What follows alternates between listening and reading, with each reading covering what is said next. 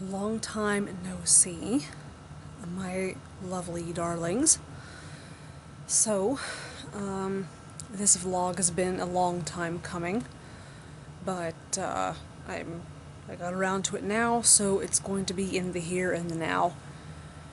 I'm sure in a couple of my previous videos you heard me mention that my father passed away, and in my vacation vlog I'm sure you guys saw the bit where when my cousin's husband spread my father's ashes in the Gulf Breeze Sound in Pensacola, Florida. So, this is a vlog that is essentially about the death of my father, which occurred on May 17th of this year, just a few months ago. Yeah. I was in Utah when it happened. What the hell was I doing in Utah? Well, let me explain that. As you guys know, I had quit my job at UPS. I had my final straw with them. They basically just made promise after promise after promise, and I was encouraged to apply for a promotion, and it was all a fucking joke because they picked the person they wanted long before I ever applied. And so essentially me and other females and minorities were essentially tokens in the process. I was livid, I was infuriated, and I'd had enough, so I saw it as a huge slap in the face when they picked someone who was incompetent, immature, unorganized, did not know the software or the system, could not lead people or do anything when it came to problem solving or troubleshooting. So, yeah, one day I just was like, you know what, I've had enough of this fucking crap. They're liars, they're pieces of shit, and this is a bullshit institution to work for, and the people I'm working under are asshats at best. So I packed up my crap into a box, clocked out, and left my employee, like my ID badge, on my supervisor's desk, and left without saying a word to anyone, and I felt no regrets doing it. So then I thought, well, you know, what am I going to do from here? So I thought, well, I have driving experience because I was a school bus driver for 6 years. So I started looking into truck driving schools, and excuse me, I just ate, so I'm kind of I found one online. I'm not going to say the name of it, even though I'm sure the name of it's already been mentioned in some of my previous vlogs. It's in Utah. There's schools in Salt Lake City. I was recruited to go to their school and then become a truck driver. And so I went out there. I rode the Greyhound bus, and the facility was fantastic. I met a lot of nice people, but my second day out there, we were practicing doing straight line backing out on the practice range with the trucks, like tractor trailers, big fucking semi trucks, right? And I had my phone on silent so that it wouldn't disrupt any instruction, and I checked my phone and noticed that there were like 1 million phone calls from my sister and from actually no more, like 1 or 2 from my mom, but 1 million from my sister. So I was like, what the hell's going on? So my first thought was either someone died or we won the fucking lottery. So when I got back inside the building, and I went up to my room in the dorm and chilled out for a little bit, and then I went down to the cafeteria to get food. And I thought, okay, I had time to look at these calls that were coming from my sister. So I called her back and was like, I said, I saw that you called me at like 1,000 times. What the heck's going on? And she said, have you talked to anyone else in the family today? I said, no. She goes, have you talked to Mom? I said, no. She goes, have you talked to anyone in the family? Please, have you talked to anyone? I said, no, Kristen, no, I haven't. You're the first person I've talked to on the phone today at all, period. What is going on? And she said, so there was like a pause, and she goes, Dad died. And I was like, what? What do you mean he died? I just fucking talked to him. Like, because I had talked to my parents, like, the night before on the phone. And, like, the day before I left, my dad sat down with me at the kitchen table and was like, do you have enough money for your trip? I mean, are you going to be able to feed yourself while you're at school? And he fucking wrote me a check so I could eat and clothe myself and stuff while I'm in Utah. And, she goes, yeah, he had a heart attack.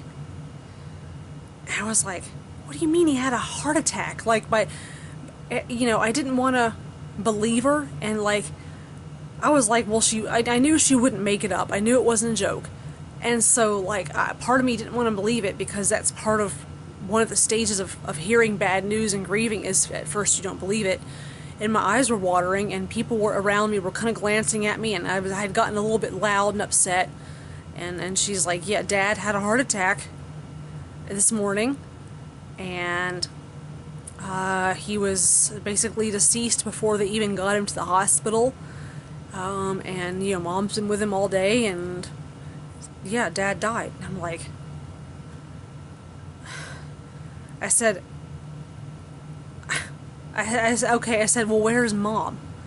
And she said, I don't know, I think she's still at the hospital, or she might be home. And I thought, well, I thought, well, okay. I said, well, alright, well, thanks for letting me know. She goes, are you okay? I said, well, I'm gonna be okay,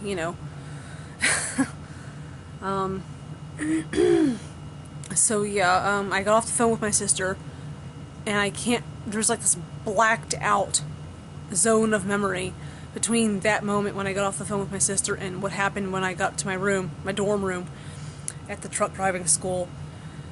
And I can't remember exactly what I did next. I think I just kind of sat on my bunk in the room and just was kind of mulling it over, thinking about like what the hell, I still kind of absorbing it and processing it. And I know that at some point during the following weeks, I went down to I did talk to my mom, I think, the next day, and because I didn't want to bother her, and so she told me that basically Dad had passed away, like he was dead before he hit the floor even. That's how bad it was. That when he got to the hospital, they did tests and stuff on him and imagery and whatnot, and said that his arteries were so clogged that there was no way he would have survived anyway. And I also found out that a few weeks prior to that, he had gone for a stress test at, like, the normal doctor or whatever. And he failed the stress test and never made the follow-up appointment. And I was angry. Like, I was angry, and I had this animosity kind of mixed with the pain of him being gone, of his loss. Thinking, how could he fucking do that? How could he be so fucking stupid and so fucking careless not to go make the follow-up appointment and not to go back to have more tests done and discuss what was going to happen next, like treatment-wise. But my father, ever since I was a young kid, he ate enough, like ribs and steak and bacon and pork chops and fried chicken and crap like that. He ate enough of that stuff to choke a fucking alligator. I mean, that was what he ate. He was a meat and potatoes kind of guy. Fresh greens or vegetables never hit his palate. I don't think ever, unless he was forced to eat it. I don't know, but I then also, after talking to my mom and finding out more details, I told her that, I'm going to stay in truck driving school. I'm going to finish this because that's what Dad would want me to do. And she said, well, are you going to be at the memorial service? I said, well, when is it going to be? And she said, well, it's going to be in Florida on the vacation with with the family. And his ashes are going to be scattered in the Gulf Breeze Sound. And I was like, by then, I'll be done with school. I will have taken the test and passed it. I'll be done with orientation. And I'll be able to postpone my first route with a driver trainer and I'll be able to attend this, and surely they'll allow me enough time to be at the family reunion / vacation to be partake of this process and this event of my dad, having to do with my dad's passing. So I talked to the people in the office, and the woman I talked to was like, well, yeah, we can accommodate that because, your dad died, that's a big deal. And I said, okay, so what do you want to do? She said, well, go ahead and, when it's time for you to take the test, go ahead and take the test. And if you pass, we'll postpone your orientation. And you can go home for like a week to 10 days, that's plenty of time, right? And then you come back, you're going to have to fly back or whatever. And she said that transportation to and from for this purpose would have to be at my own expense, which I felt that was reasonable. So, I said, okay, that sounds like a good plan to me. That sounds fair and logical. Then it got to be like 2 days before I was supposed to take the test, and it was May something. I can't remember. I think my first day out there was May the 14th, May the 15th maybe. So, maybe 16th, I don't know. But, it got to be a few days before I was supposed to take the test. And, I approached the same person at the office and was like, I said, I just want to make sure we're still on the same page. She goes, what do you mean? Like, she didn't know what I was talking about. And I said, well, okay, I don't know if you may not remember this, but I told you that my father died, and I wanted to make sure that I would have ample time to go home and be with my family and go through the grief process and blah, blah, blah. And she said, well, she goes, I don't think you need that much time. I said, what? She goes, why do you need a week to 10 days? I was like, you said that, not me. You offered that without me even asking. That's what you said last time we talked. She goes, well, last time we talked, we're talking now. So what we're saying now is what counts. And I was like, what the fuck? So I said, okay, so are we going to postpone my orientation? Are we going to postpone my, being on the road with a trainer? Or what are we going to do? And she goes, well, that's really up to you. You can go home or you can stay. I said, what is that supposed to mean? And basically what it boiled down to was, I can't remember everything that was said, but at one point, and I will never forget this for the rest of my goddamn life, she said, we're a trucking company and we can't make promises. I said, my fucking father died. What is wrong with you? She said, we can't make promises. This is stuff that happens and you just have to deal with it, and we can't make promises. You don't actually work for us yet. I said, but I do want to work for you, but I need to know that I'm going to be able to go home and be with my mom and help my family and be with my family and grieve this, My father died. And she goes, well, like I said, we can't make any promises. And she threw her hands up in the air like that and just kind of looked like, I don't know, like she looked like I was asking her to bury the ocean or something. And so I thought, well, you know what? I thought to myself, this is going to be the story of the rest of my career with this place if I pass the test and then end up with them. What else are they going to screw me over on? So I thought, you know what? Screw this. This is not worth the BS they're going to put me through. And so I said, you know what? I can't keep any promises either.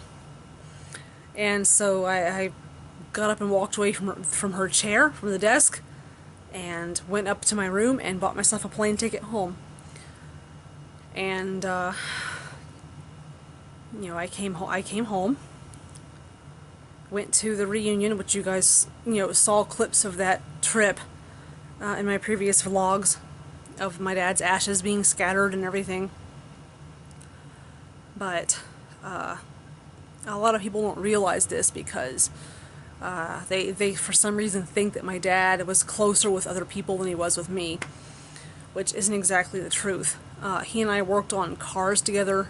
The cars that are up in the driveway right now, for fuck's sake. We worked on them together. We fixed the lawnmower together. We did projects around the house together, and I'm sure you guys saw the vlog where I revamped piece of furniture from the Goodwill where he helped me kind of situate a drawer that wouldn't shut properly. So, you know, me and my dad had a relationship that a lot of people kind of want to deny existed, and it really pisses me off. I don't know, my mom's reaction has kind of been just kind of,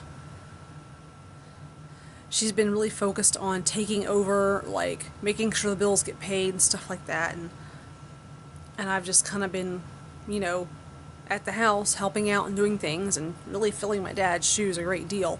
He did a lot, and filling his shoes has been kind of stressful, and my mom flat out, came out and asked me, can you please just live here forever because me and your uncle need you, your dad's gone, you know, who else is going to do this stuff? And I'm like, well, I guess it's going to be me.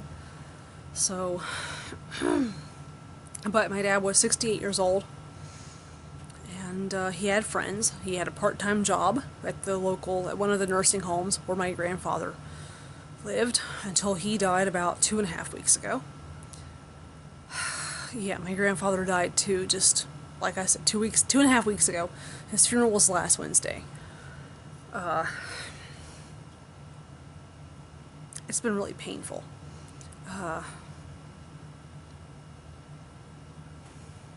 And just at this point, I just kind of don't have words.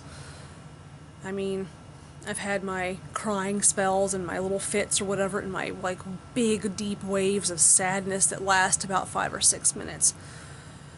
So, it's just been rough. Anybody who's lost a parent understands that feeling. Anyone who's lost a parent kind of early understands that feeling. Like I said, my dad was only 68 years old. You know, if he had made an appointment after his stress test to see a doctor and maybe discuss some kind of treatment options and get more tests done, something tells me he'd probably still be around another 20, 25 years. And he's actually the youngest Ransdell to die. Everybody on my dad's side of the family lived to be well into their 90s. My grandfather, when he died a week and a half ago,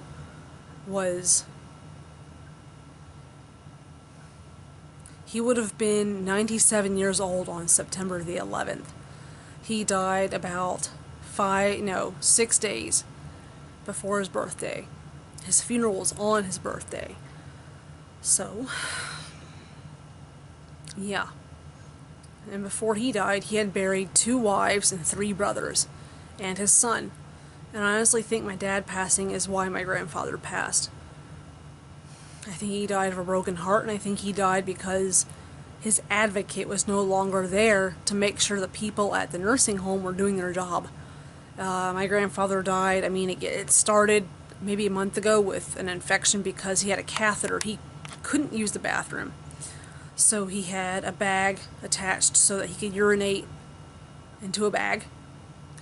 And the catheter would have to be changed, like, every so often. And my dad would throw a royal fit if it wasn't being done. And it would get done because they knew my dad would throw a fit. And so when my dad died, they started slacking at the nursing home, and I think as a consequence, my grandfather, his health was compromised, and as a consequence of that, he died. So, but yeah, we're managing. My mom is getting both of the cars in her name. She's going to sell the older one, and there were life insurance policies that she tracked down that had her as the beneficiary, and so we were able to get a new roof on the house, and she paid off my car and sent money to my sister as well, and she's, been taking care of things around the house. But none of it makes up for my dad not being here. Not a single bit of it.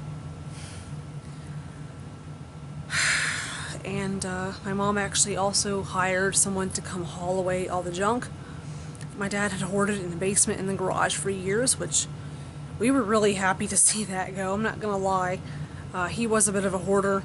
he would go to yard sales and estate sales, and anything he saw that he thought would be of some value, he'd buy. And I hate to say it, but a lot of it was just, I mean, pipe dream spending. The garage in the basement had been full of crap that he'd been saving for years that had no value. It was collecting dust. No one was using it. No one was going to use it, and it never should have come into the house in the first place. So, me and my mom at least agree on that. So, yeah. But in other news, as you can see, I got my hair chopped off.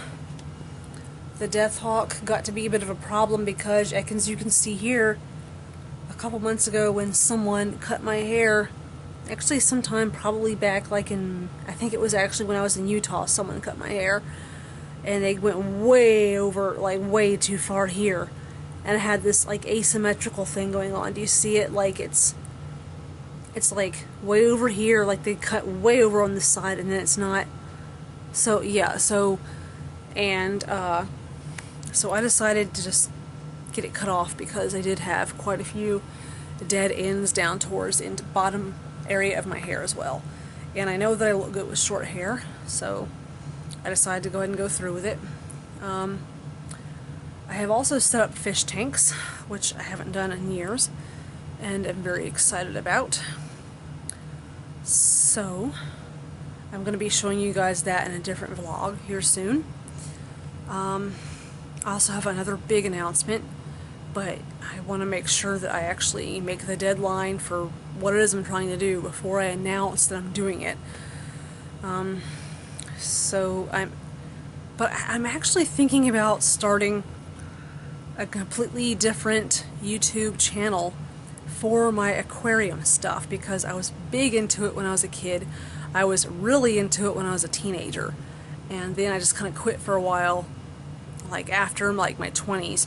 When I was with my ex-husband Mark, I had a huge fish aquarium, 125 gallons. I mean, several people could have taken baths in it together.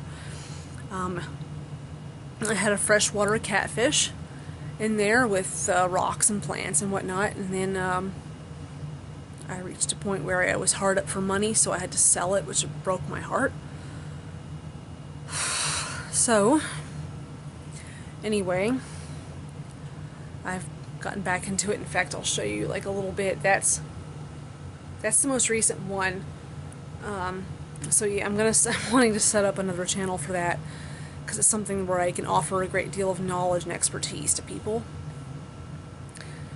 Gosh, also, and this is going, excuse me, this is going back to my dad's death, but pretty much I'm the only living Ransdell right now. Everybody else in the Ransdell family has taken a different last name, or that if the Ransdell was their last name, they died or something. So I don't know. My dad has cousins in Harrodsburg, Kentucky. The Ransdells have quite a distinguished history in Harrodsburg.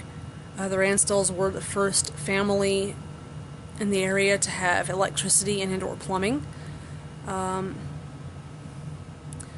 My grandfather's brothers all owned, I mean, acres and hundreds of acres of farmland. And there's a community center named after Alice C. Ransdell. I'm not exactly sure who she was in the family. And there's also, my dad's cousin also runs a funeral chapel called the Ransdell Family Funeral Chapel in Harrodsburg, Kentucky. And if you go to that funeral chapel, there is a Black Maria in the front window, and it's gorgeous. And it used to be pictured on their website. I don't think they have it anymore, because last time I looked, I was trying to show Chris, and it wasn't there. So I don't know. There's no picture of anything in the front window. So, but I really hope it's still there. I don't see why they would remove it, because it was really kind of it's a valuable antique. Like, why would you take it out of public view, you know, unless they like sold it or something? I don't know. But yeah, check that out. Ransdell Family Funeral Chapel in Harrodsburg, Kentucky. So, but yeah, when my dad died, like, I remember being at home, like, my first week home I was okay, and then after my second week I just was having these crying fits on a nightly basis and thinking, you know, why, and, you know, why? I mean, why? I still ask it, why? You know, why did it have to be him? You know, I mean, and my grandfather even said after my dad died, he goes, well, it should have been me.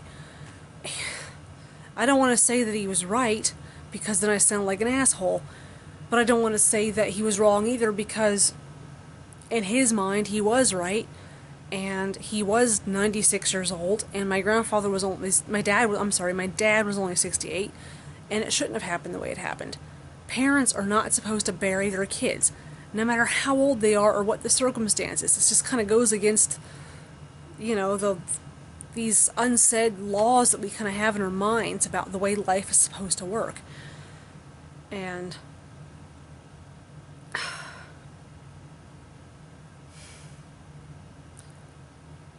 I mean, I'm still kind of like trying to wrap my head around it. Like, my father's not here, and sometimes when I'm setting the table for dinner, I'll get out 5 plates instead of 4. And sometimes when someone walks in through the garage door, I'll think, Dad's home. And sometimes when I hear footsteps in the kitchen early in the morning or at night, I think, you know, what's Dad doing?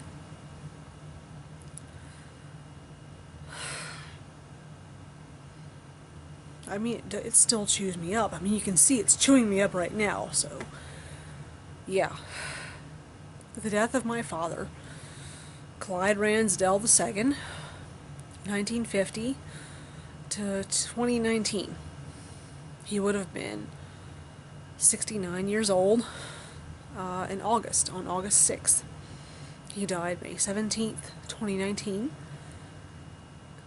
And I wasn't there for it, and that tears me up too. Like, why did this have to happen when I wasn't there to be with my mom? You know, maybe if I had been there, something different would have happened and he wouldn't have died. I don't know. Not that I blame myself, but at the same time, when someone close to you and a family member dies, you can't help but think about these things. It is what it is. So, anyway, I'm getting upset. I need to probably conclude this vlog.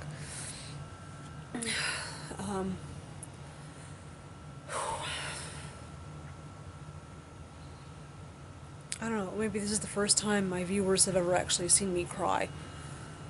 So, anyway, that's the vlog about the death of my father.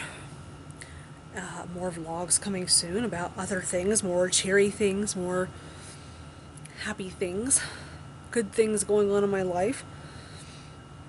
So, I'm going to go ahead and, I guess, leave this. I'm going to say thank you for watching. If you have not done so already, please like and share and all that crap. You know, comment below. Anything, you know. I'm pretty good about not deleting comments. It depends on the comment, I guess. But, yeah. And I'm gonna say, well, my usual thing, I'll catch you kids later.